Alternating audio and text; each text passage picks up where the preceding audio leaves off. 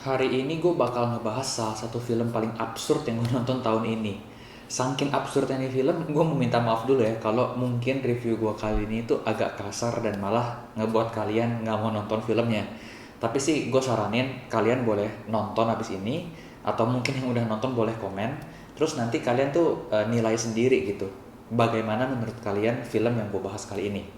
So, film yang akan gue bahas hari ini adalah film terbaru Netflix karya anak negeri sendiri, judulnya A World Without. Dimana sebenarnya sih dari marketing, dari trailer, itu tuh prospek banget gitu, cukup meyakinkan. Gue ngeliat juga kayak konsep cerita itu menarik dan cukup fresh gitu. Nah, apalagi kita ngelihat sutradaranya itu adalah Nia Dinata. Nah, Nia Dinatanya track recordnya bagus. Dia bikin Arisan 1 dan Arisan 2, dia bikin Ali and Ratu-Ratu Queens kemarin. Lalu dia juga bikin ini Kisah Tiga Darah yang Direstorasi, yang ada Tara Basro, itu gue suka banget.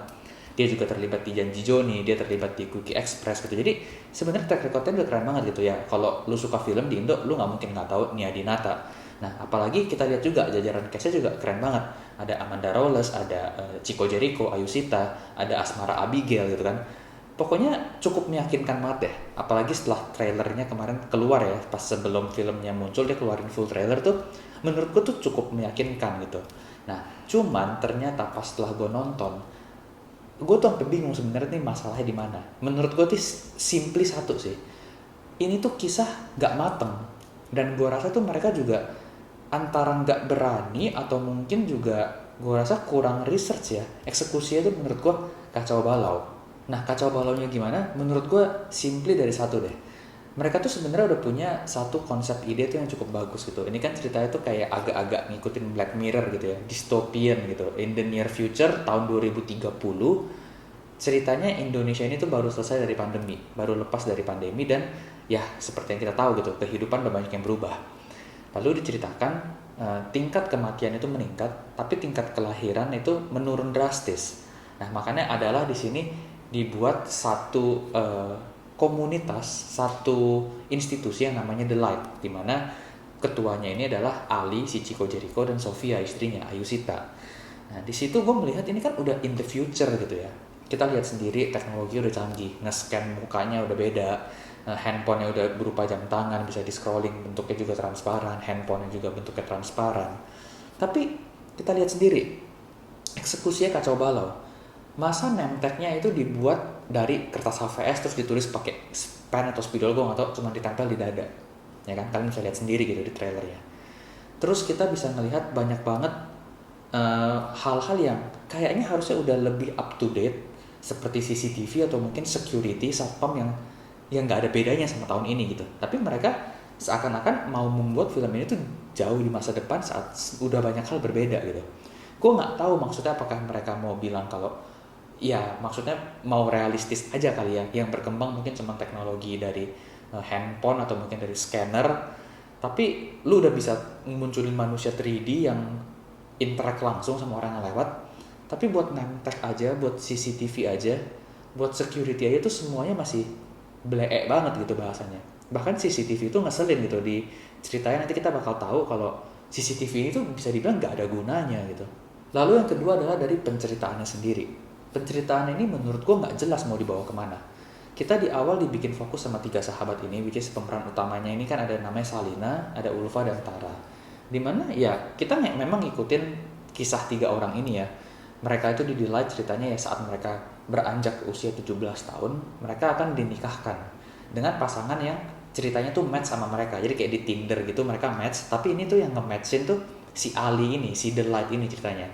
Pemimpinnya ini dulu ceritanya ya katanya bisa membuat aplikasi matchmaking, dan dimana ya katanya sih tingkat kecocokannya itu luar biasa. Makanya anak-anak ini pun bisa dibuat menikah lalu punya hidup yang bahagia di apartemen The Light, di kawasan The Light yang ceritanya semuanya itu digunakan untuk membantu masa depan yang lebih baik.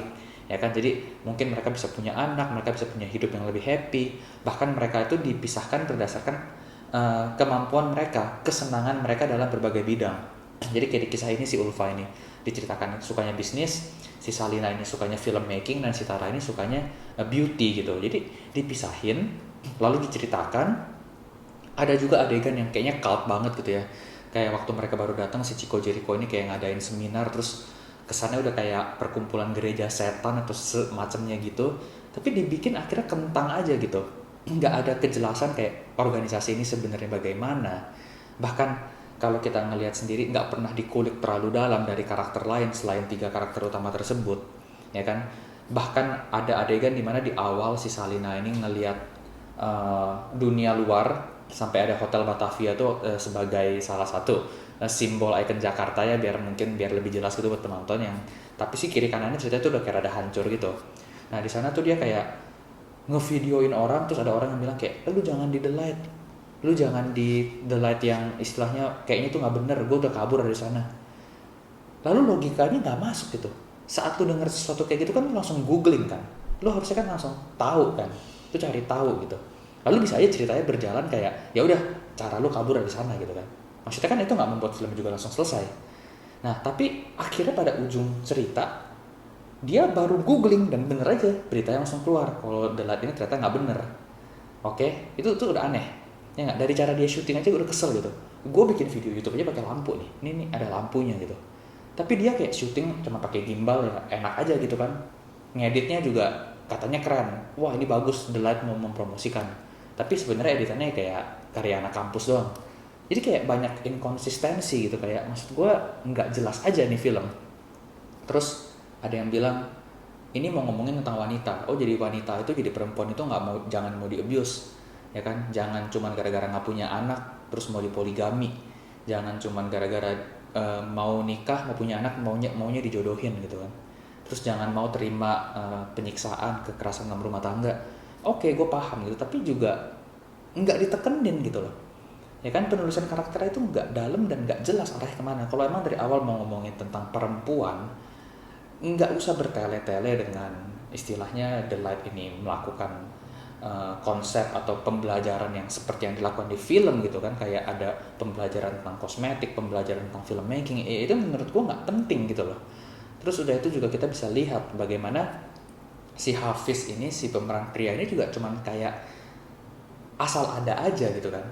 Di akhir cerita tuh dia penting, tapi pada akhirnya juga kita nggak ngerti dia kemana. Ceritanya nggak dijelasin, endingnya juga ngambang ya kan. Kalau kita langsung ngomongin ending deh, gue juga nggak mau kelamaan karena menurut gue ini film udah nggak ada yang banyak yang bisa dibahas. Kita bisa lihat bagaimana 3 orang ini kabur tanpa ada masalah yang berarti gitu di dunia yang kelihatannya udah canggih. Terus dia ketemu sama satu nenek-nenek di tengah jalan yang di awal film juga ada. Terus cuman halangannya cuman temennya ini si Ulfa harus melahirkan. Terus apa? Abis melahirkan tiba-tiba mereka udah di jalan tol, mereka happy, nggak ada kejaran, nggak ada apa, ya kan. Si Bu Nanik ada salah satu yang di dalam The Light juga sebagai salah satu pengajar. Aneh gitu loh, apakah dia benar sengaja ngebiarin anak-anak ini lolos atau memang dia simply bego aja. Seringkali adegan tuh udah cukup genting gitu ya, ceritanya keadaan cukup genting, adegannya udah penting banget, terus dia masuk, dia muncul, tapi dia nggak memberikan nggak memberikan alert bahaya sama sekali juga untuk pemeran utamanya, untuk si Salina, untuk si Tara, untuk si Ulfa ini. Ya udah simply datang nanya apa kabar, kalian harus begini, udah tuh udah hilang pergi. Pas mereka kabur bukannya juga langsung ngurusin security, malah ngelapor dulu ke si Ali. Pas si Ali marah baru dia bilang kayak oke, saya kasih tahu security. Ya kan, balik lagi ke CCTV gitu. Di awal ada peraturan kayak di pesantren gitu ya, udah nggak baru-baru banget ini kan, udah lama kan cowok sama cewek dipisahin ya kayak di pesantren gitu biar nggak pacaran. Terus CCTV yang ngikutin, tapi CCTV-nya ini nggak memberi dampak, ketahuan juga enggak, ya kan. Terus juga nggak ketangkep juga waktu mereka kabur, bisa dilihat setelah di playback. Nggak tahu juga CCTV-nya ini emang harus dijagain juga mas satpam atau memang bisa ngasih alert sendiri. Ya kan, jadi sebenarnya banyak banget hal yang nggak jelas gitu. Dan selain nggak jelas juga, kalau lu memang mau temanya distopian kayak Black Mirror, ya jangan nanggung. Kok bisa tag nama cuma dari kertas, security-nya juga nggak jelas, nggak ada pengamanan lebih, shooting juga kok kesannya gampang banget, padahal kita bikin konten dikit aja mau butuh lampu, butuh backdrop, butuh reflektor. Ini cuma kayak lu jalan aja, nggak ada jelas-jelasnya, nggak ada bagus-bagusnya ini film. Dan menurut gue ya yang paling parah itu, kita juga dibikin nggak ngerti ini film mau ngomongin apa. Apakah kita mau ngomongin jadi perempuan itu tidak boleh begini dan begitu, jadi atau memang kita cuma dikasih tahu kayak oh nanti di masa depan kalau terjadi seperti ini ya janganlah melakukan hal yang seperti di film. Apa gimana? Jujur gue gak ngerti. Ini Nia Dinata pun ngasih judul A World Without apa? Gue rasa blunder banget sih dia bikin film ini. Kalau ada yang bisa bilang bagus, coba tolong convince gue untuk kasih tahu apa bagusnya nih film. Udah sih, gue cuma pengen ngoceh aja kayaknya kali ini. Soal filmnya jelek banget.